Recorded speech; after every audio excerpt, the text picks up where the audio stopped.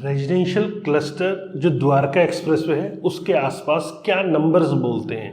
New hotspot for premium launches, किस तरह से हाई एंड प्रोजेक्ट राइज कर रहे हैं, क्या डेवलपर्स की एक्टिविटी यहाँ पे इस टाइम चल रही है, करंट एंड फ्यूचर डेवलपमेंट्स के ऊपर, market dynamics and prospects, impact on demand and prices, क्या प्राइस इवोल्यूशन हिस्ट्री है, सेगमेंट वाइज प्राइस एप्रिसिएशन की। द्वारका एक्सप्रेसवे का इनॉग्रेशन हो गया है और प्रॉपर्टी मार्केट में बूस्ट अब दिखने लगा है।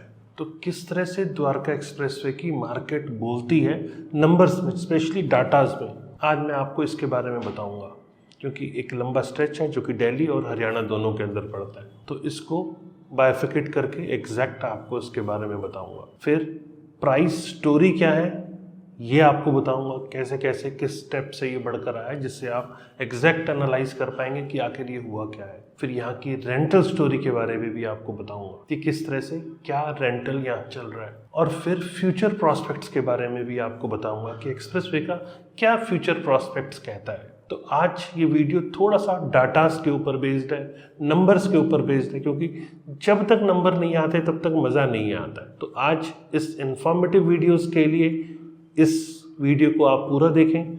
अगर वीडियो अच्छा लगे तो स्पेशली आपसे रिक्वेस्ट करूंगा लाइक कमेंट शेयर करना ना भूलें, और फ्यूचर में और रेगुलर ऐसे इंफॉर्मेटिव वीडियोस के लिए इस चैनल को ज़रूर सब्सक्राइब कर लीजिए। तो चलिए आगे बढ़ते हैं और आपको द्वारका एक्सप्रेसवे इनॉग्रेशन से related, market property market boost से रिलेटेड सारी इन्फॉर्मेशन आज आपको डिटेल में एनालिसिस के साथ शेयर करता हूँ। नमस्कार, मैं हूं प्रदीप मिश्रा। प्रॉपर्टी मिश्रा शो में आपका स्वागत है। यहां हम आपको प्रॉपर्टी और प्रॉपर्टी मार्केट की हकीकत बताते हैं। नो बकवास, डायरेक्ट काम की बात। चलिए शुरू करते हैं। द्वारका एक्सप्रेसवे का इनॉग्रेशन हो गया, दिल्ली से कनेक्टिविटी मिल गई। गुरुग्राम जो कि एक मिलेनियम सिटी है, इसमें द्वारका एक्सप्रेसवे टोटल 29 किलोमीटर्स का था, जिसमें 18.9 किलोमीटर हरियाणा के अंदर और 10.1 किलोमीटर ये दिल्ली का पार्ट था। इससे NH48, जिसको पहले NH8 कहा जाता था, उसके ट्रैफिक पे भी काफ़ी फ़र्क पड़ेगा, क्योंकि जो लोग सिर्फ और सिर्फ NH48 लेते थे उनको एक अल्टरनेट रूट मिल गया। अब वो द्वारका एक्सप्रेसवे होके भी जा पाएंगे। तो दिल्ली और गुरुग्राम के बीच में एक और कनेक्टिविटी मिल गई, जिससे यहाँ का ट्रैफिक फ्लो काफ़ी इम्प्रूव होगा। कम से कम आपको जो डेली जाम जैसी सिचुएशन फेस करनी पड़ती थी उससे आपको निजात मिलेगा। और एक्सप्रेसवे को नेक्स्ट 50 ईयर की प्लानिंग को देखते हुए बनाया गया है। तो यहाँ ट्रैफिक कंजेशन जैसे इश्यूज अभी मेरे को फ्यूचर में दिख भी नहीं रहे हैं। तो ये हमारे लिए बेटर है कि ऐसा बड़ा एक अच्छा इंफ्रास्ट्रक्चर द्वारका एक्सप्रेसवे बन के अब तैयार हो चुका है। आपकी जानकारी के लिए बता दूं कि इसका इनॉग्रेशन मार्च 9, 2019 को किया गया था, जिसमें फॉर्मर यूनियन मिनिस्टर्स जैसे सुषमा स्वराज जी, अरुण जेटली जी और नितिन गडकरी जी भी इसके अंदर मौजूद थे।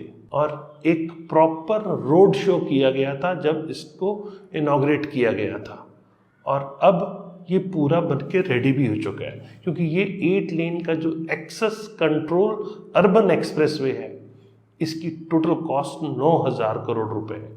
और इसके अंदर सेंटर ने 60,000 करोड़ रुपए हाईवे डेवलपमेंट जो है NCR के अंदर लगाए हुए हैं, क्योंकि NCR को डीकंजेस्ट करना बहुत ज़रूरी है। तो उसी का ये पार्ट है 9,000 करोड़ रुपए की इन्वेस्टमेंट जो कि द्वारका एक्सप्रेसवे के ऊपर लगी हुई है। हरियाणा सेक्शन का जो द्वारका एक्सप्रेसवे है, इसमें करीब लागत 4100 करोड़ रुपए की आई है।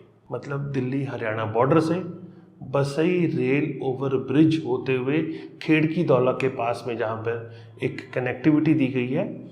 खेड़की दौला मैं इसीलिए बोल रहा हूँ क्योंकि खेड़की दौला पहले रूट था, लेकिन अब उसे CPR के थ्रू NH48 को कनेक्टिविटी दी गई है। और प्रेजेंटली आपने जैसे अभी देखा, जो अब हमारे फॉर्मर चीफ मिनिस्टर हो चुके हैं ML खट्टर जी, और साथ में minister of road transport and highway Nitin Gadkari ji, और साथ में मोदी जी, इन्होंने मिलकर इसका उद्घाटन किया। स्पेशली क्रेडिट तो मोदी जी के नाम ही गया, लेकिन आपको पता है कि एक्चुअल में क्या कैसे ये एफर्ट्स हुए, जो कि एक ट्रांसफॉर्मेटिव डेवलपमेंट सामने निकल कर आई।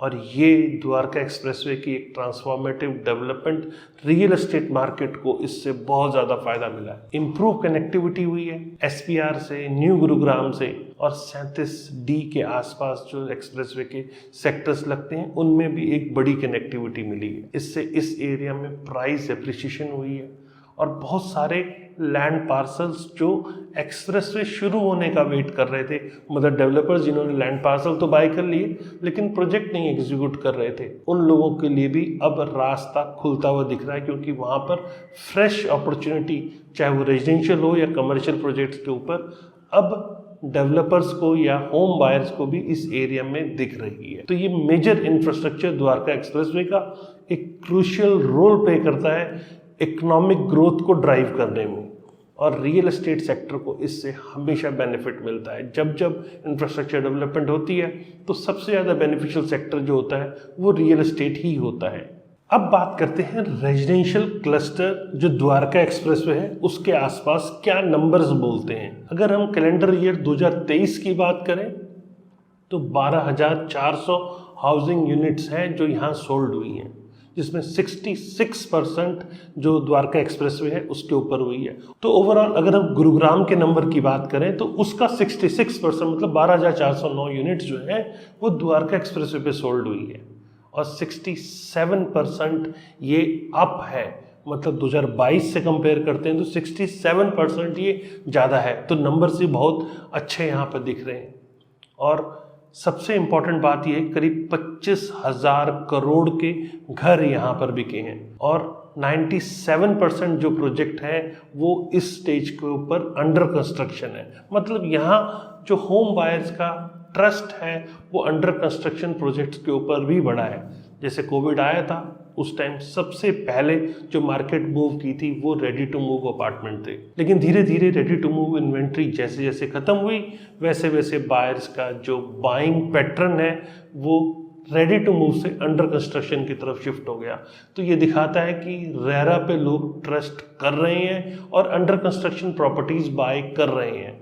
रेरा क्या कर रहा है वो आप सब जानते हैं, उसको मैं बहुत ज़्यादा एक्सप्लेन नहीं करूँगा इस वीडियो में, लेकिन यहाँ बायर्स का कॉन्फिडेंस दिख रहा है और अंडर कंस्ट्रक्शन प्रोजेक्ट्स में भी बाइंग हो रही है।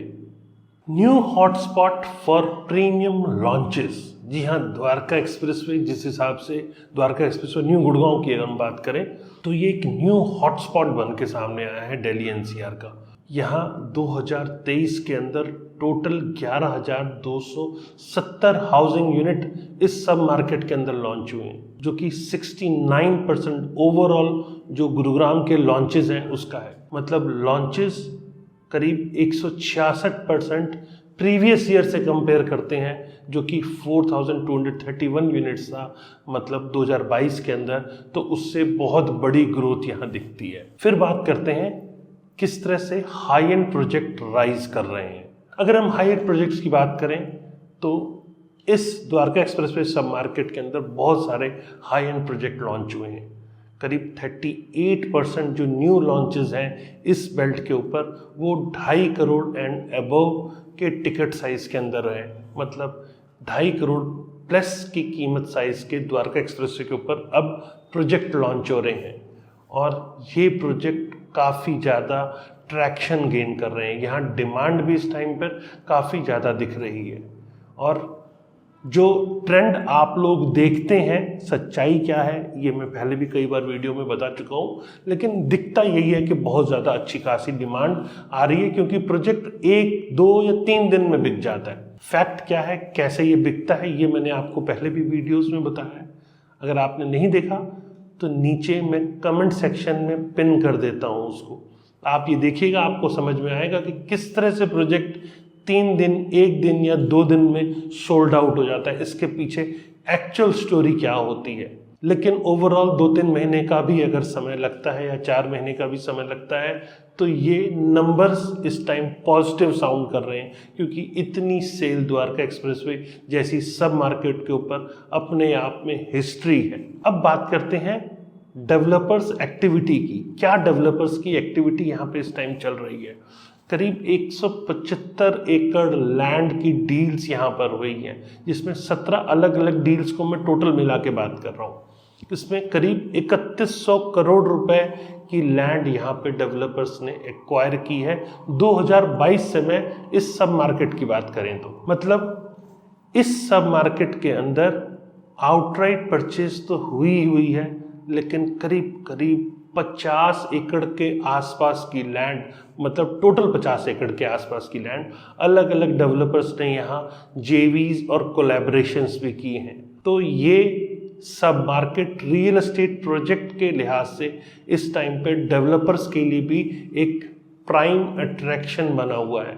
उस एरिया में काफ़ी ज़्यादा डेवलपर्स अपने प्रोजेक्ट को लॉन्च करने के लिए देख रहे हैं। अब बात करते हैं करंट एंड फ्यूचर डेवलपमेंट्स के ऊपर। जी हाँ, करीब 11,000 हाउसिंग यूनिट 2023 कैलेंडर ईयर के अंदर यहाँ कंप्लीट हुई हैं। मतलब इस सब मार्केट में करीब 29,742 अंडर कंस्ट्रक्शन यूनिट्स हैं जो टोटल पाइपलाइन में है, जिसमें करीब 45% मतलब 13,476 यूनिट्स जो कि अंडर कंस्ट्रक्शन इन्वेंट्री की है वो 2024 में कंप्लीट हो सकती है। मतलब 2023 के अंदर जैसे मैंने बताया कि करीब 11,000 और यहाँ पर 2024 में करीब 13,476 यूनिट्स कंप्लीट हो सकती हैं। तो एक बड़ी इन्वेंट्री अब रेडी टू मूव इस बेल्ट पे होती हुई दिख रही है।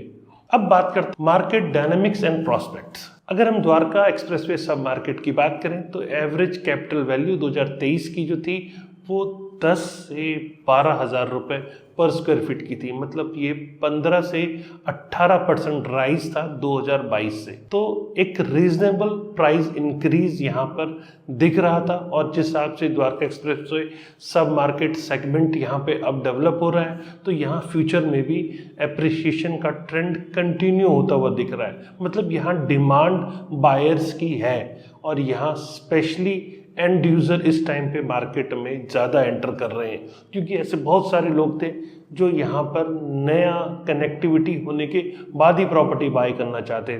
तो ऐसे बायर्स भी इस टाइम मार्केट में बाय करने के लिए अब आ रहे हैं। Impact on demand and prices, जब हम इसकी बात करते हैं तो जैसे जैसे कनेक्टिविटी इंक्रीज होती है डिमांड एंड यूजर्स की यहाँ बढ़ती है। जैसे मैंने बताया कि एंड यूजर्स ज़्यादातर तब यहाँ पे इन्वेस्ट करते हैं, तब रहने के लिए घर खरीदते हैं जब उन्हें लगता है कि कनेक्टिविटी अब हो गई है, अब हमें आने जाने के लिए दिक्कत नहीं है। मतलब द्वारका को वेस्ट दिल्ली, साउथ दिल्ली इससे प्रॉपर कनेक्टिविटी मिल चुकी है, तो बायर्स के अंदर कॉन्फिडेंस भी आया। लोग अपने लाइफस्टाइल को अपग्रेड करने के लिए, जैसे द्वारका की बात करें तो यहाँ 1-1 एकड़ में सोसाइटी प्लॉट्स हैं जिसके ऊपर मकान बने हुए हैं, अपार्टमेंट्स बने हुए हैं। तो वहाँ बहुत सारी एमिनिटीज़ लोगों को नहीं मिल पाती है, तो उसके लिए भी लोग प्राइवेट डेवलपर की ग्रुप हाउसिंग्स को प्रेफर कर रहे हैं। तो ऐसे बहुत सारे लोग हैं जो द्वारका में रहते हुए भी यहाँ प्राइवेट डेवलपर की ग्रुप हाउसिंग में उन्होंने अपना आशियाना फाइनल करने का सोचा या उन्होंने खरीदा और अब कनेक्टिविटी के बाद वो मूव करना भी चाह रहे हैं। कुछ हैं जो खरीदना चाह रहे हैं तो कुछ ऐसे भी हैं जिन्होंने खरीद लिया है और वो अब मूव करने की तैयारी कर रहे हैं, क्योंकि स्कूल जिनके बच्चों के द्वारका में हैं उनको अब एक्सप्रेस वे खुलने के बाद अच्छी कनेक्टिविटी दिख रही है, तो उनको अब बहुत ज़्यादा दिक्कत नहीं होने वाली है। और स्कूल बसेस भी ईजीली, जो दिल्ली द्वारका के स्कूल्स हैं उनकी बसेस भी इजीली गुरुग्राम अब आने जाने लगी हैं। तो ये एक पॉजिटिव डेवलपमेंट है, लोगों को यहाँ मूव करने में ये चीज़ें हेल्प करती हैं। करीब 53,000 यूनिट्स 2013 से 2023 के बीच में इस बेल्ट के ऊपर वेरियस सेगमेंट्स के अंदर लॉन्च हुई थी। अब बात करते हैं द्वारका एक्सप्रेसवे। जैसे मैंने बताया कनेक्टिविटी खुली तो दिल्ली गुरुग्राम के बीच में जो बॉटलनेक था वो पूरी तरह ख़त्म हो गया। मतलब अब जाम तो वहाँ बचा ही नहीं, तो कनेक्टिविटी खुल गई तो बहुत स्मूथ ट्रैफिक मूवमेंट हो गई। तो इससे आसपास के एरिया जैसे गढ़ी हसरू, पटौदी रोड, फरक नगर, इन सब एरियाज़ में भी लोगों का जो ट्रैवल है वो बहुत इजी हो गया, ट्रैवल टाइम काफ़ी हद तक रिड्यूस हो गया।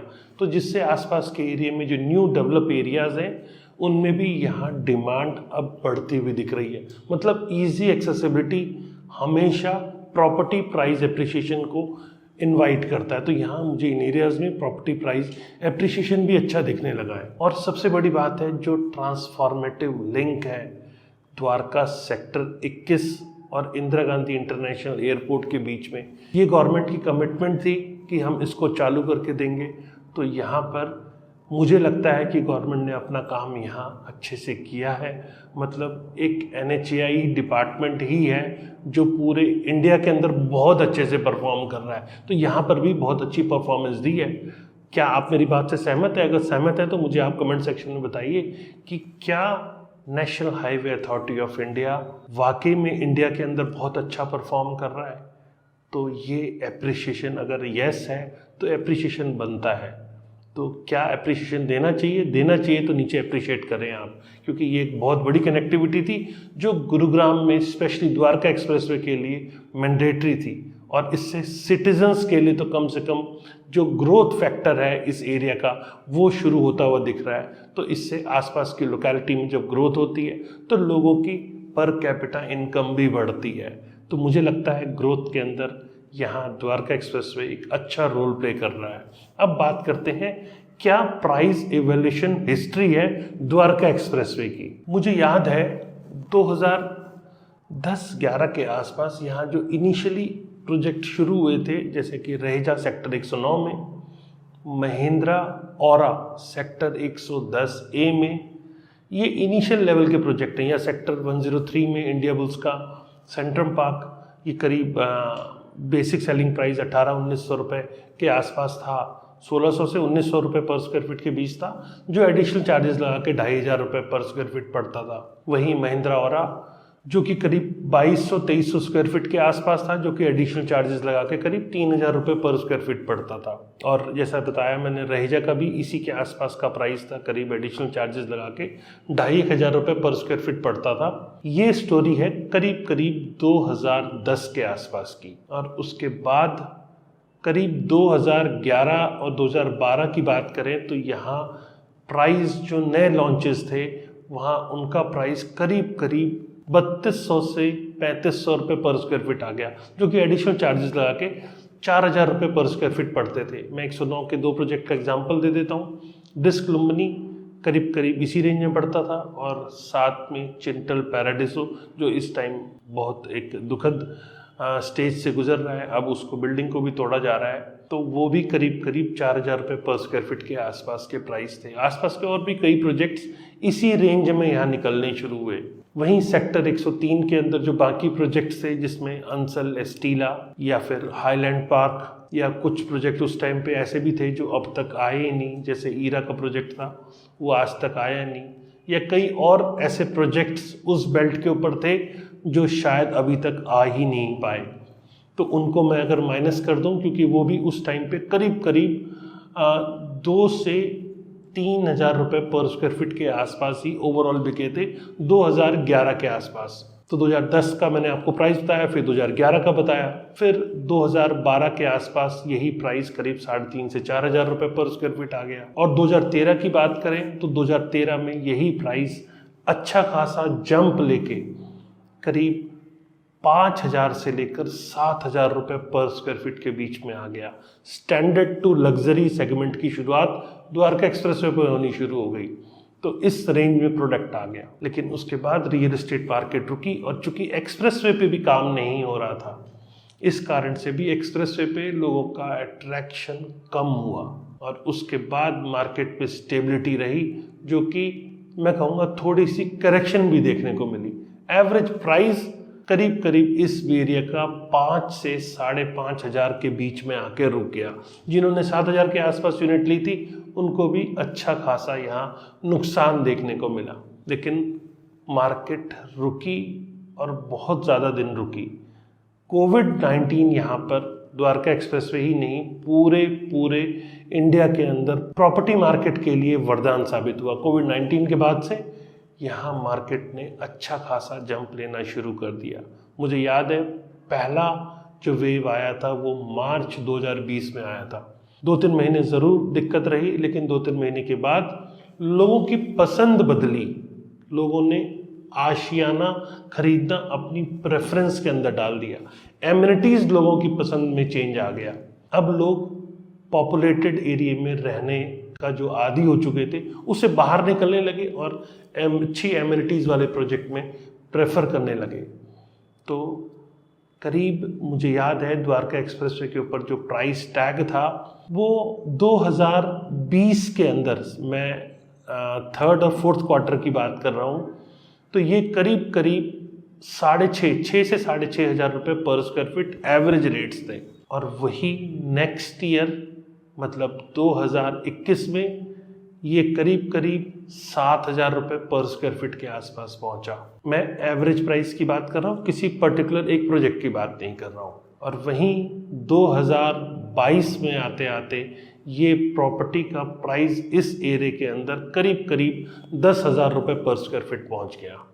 जो नए लॉन्चेस थे वो 10,000 रुपये के आसपास हो गए और सेकेंडरी मार्केट की जो ट्रांजैक्शंस थी वो यहाँ पर 7,500 से 8,000 के बीच में ट्रेड करने लग गई।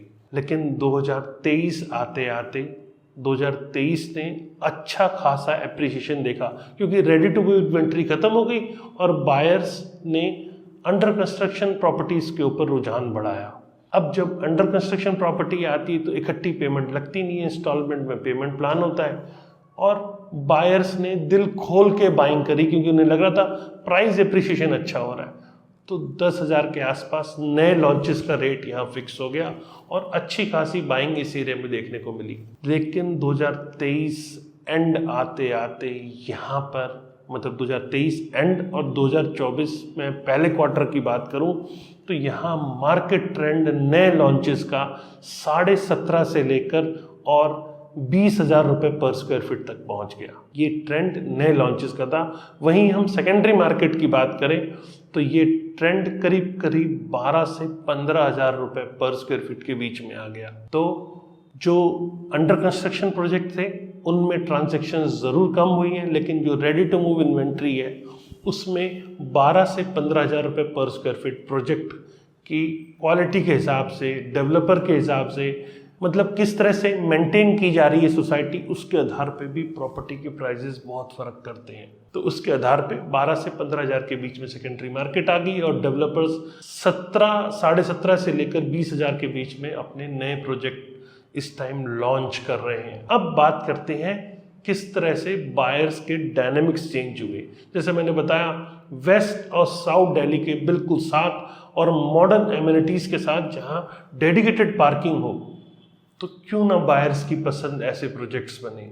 और इस टाइम पे एनआरआईज भी बहुत ज़्यादा द्वारका एक्सप्रेसवे के ऊपर इन्वेस्टमेंट कर रहे हैं। जैसे मैंने बताया कोविड के बाद बाइंग पैटर्न चेंज हुआ, तो ऐसे बहुत सारे लोग जो ये प्लान कर रहे थे कि अब हमें इंडिया के अंदर नहीं रहना है, उन्होंने भी इंडिया के अंदर आशियाना बनाने का ठान लिया। तो वो भी एनआरआईज कुछ तो इन्वेस्टमेंट के लिए और साथ में कुछ अपने आशियाना के लिए भी इस मार्केट को एक्सप्लोर करने लगे, क्योंकि गुरुग्राम के अंदर द्वारका एक्सप्रेसवे एक हॉट स्पॉट के तौर पे निकल कर सामने आया। और सिर्फ गुड़गांव ही नहीं, एनसीआर के अगर हम हॉट स्पॉट की बात करें तो जो टॉप हॉट स्पॉट है उसमें गुरुग्राम का नाम सबसे ऊपर आता है।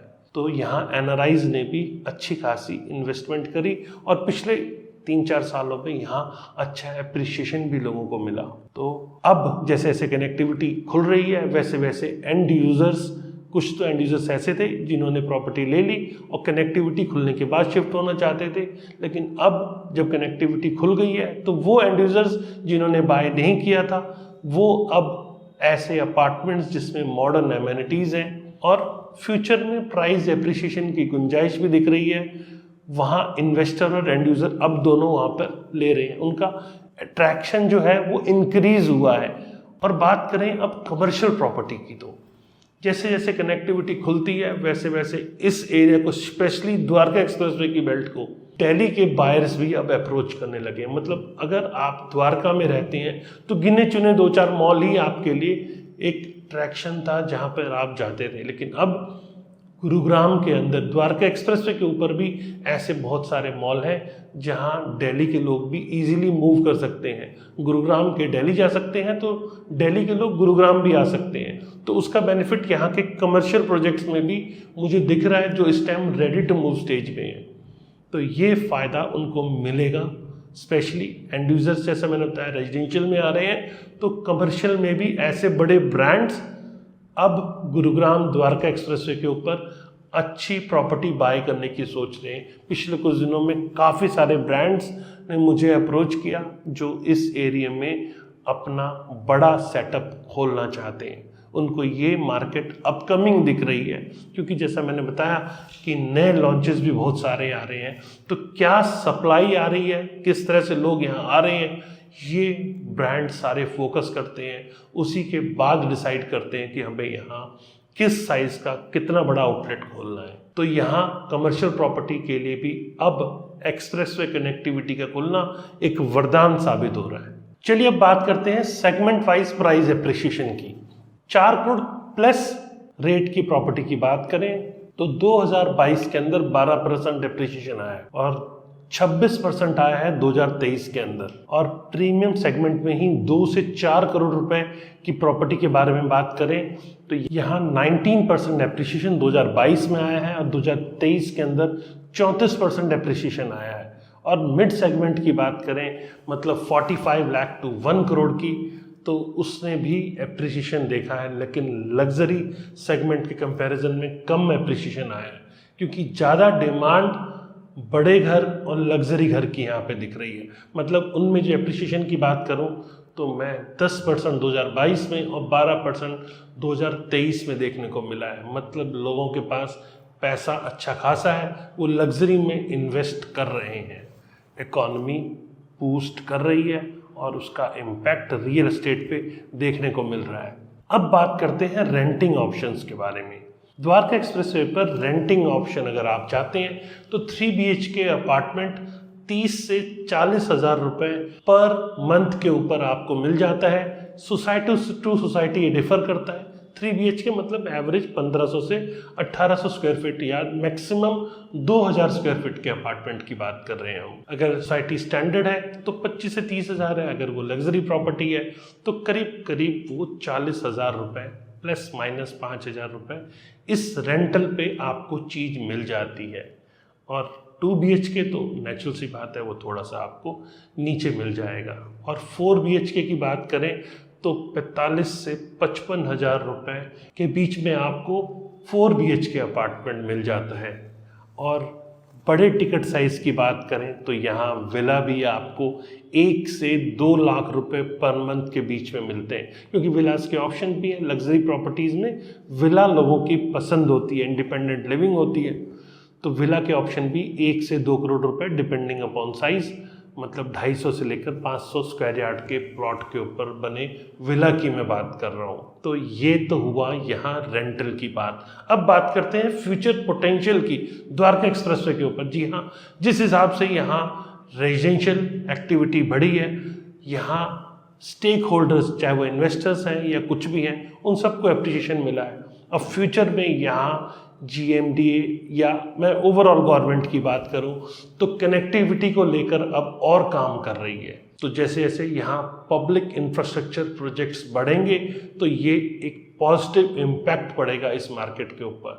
तो यहाँ रिटेल, कमर्शियल डेवलपमेंट और रेजिडेंशियल डेवलपमेंट, इन तीनों सेक्टर्स में एप्रिसिएशन मुझे यहाँ दिख रहा है। मतलब अपकमिंग ईयर में यहाँ बहुत सारे लॉन्चेस, चाहे वो रेजिडेंशियल के हैं या कमर्शियल प्रोजेक्ट के हैं, नए लॉन्चेस भी आएंगे। और हाई क्वालिटी जो रेजिडेंशियल प्रोजेक्ट्स हैं वो भी आपको देखने को मिलेंगे, क्योंकि जैसा मैंने आपको बीच में बताया था कि बहुत सारी लैंड एक्वायर हुई हैं, जॉइंट वेंचर कोलैबोरेशंस हुए हैं। तो नए रेजिडेंशियल और कमर्शियल लॉन्चेस के लिए आप तैयार हो जाइए, क्योंकि एक मोमेंटम बन गया है। यहाँ अब नए प्रोजेक्ट्स भी आपको देखने को मिलेंगे। तो ये तो थी द्वारका एक्सप्रेसवे की करंट स्टोरी क्या है। मैंने आपको कोशिश किया डाटा पॉइंट्स के साथ कनेक्ट करके आपको एग्जैक्ट बताऊं कि आखिर क्या हो रहा है, लेकिन फिर कहूँगा वही प्रोजेक्ट्स जिनके रेट्स वाकई में सही हैं उन्हीं में एप्रिसिएशन की गुंजाइश होती है। जो बेइंतहा रेट बढ़ा देते हैं उसका कोई लॉजिक नहीं होता, वहाँ एप्रिसिएशन मिलना कई बार थोड़ा सा मुश्किल हो जाता है। तो इसके लिए सही स्टडी और सही रिसर्च होना बहुत ज़रूरी है। प्रॉपर्टी बाइंग बहुत इजी है, कोई भी कर सकता है, लेकिन एक्चुअल में प्रॉपर्टी इन्वेस्टमेंट एक साइंस है। जब तक इसे पूरी तरह आप नहीं समझ लेंगे तब तक सही इन्वेस्टमेंट नहीं हो पाती है। और हम कोशिश करते हैं अपने वीडियो के माध्यम से आपको इन चीज़ों के लिए अवेयर करें, और उसके बावजूद भी अगर आप कहीं अटक रहे हैं तो आप संपर्क करके मिल सकते हैं। कोशिश करेंगे आपकी इस उलझन को सॉल्व करें और एक राइट प्रॉपर्टी दिलाने में आपको हम हेल्प करें। एक बड़ी टीम है हमारे पास, कोशिश करते हैं उसके ज़रिए आपको वो सारी सुविधाएं भी मिले, मतलब प्री सेल सर्विस और पोस्ट सेल सर्विस भी मिले, जिससे कि आपका प्रॉपर्टी बाइंग एक्सपीरियंस एक अच्छा हो पाए। तो वीडियो कैसा लगा? अगर वीडियो इन्फॉर्मेटिव लगा तो लाइक, कमेंट, शेयर करना ना भूलें। फ्यूचर में रेगुलर और ऐसे इन्फॉर्मेटिव वीडियोस देखने के लिए मुझे सब्सक्राइब करें। नमस्कार एंड जय हिंद।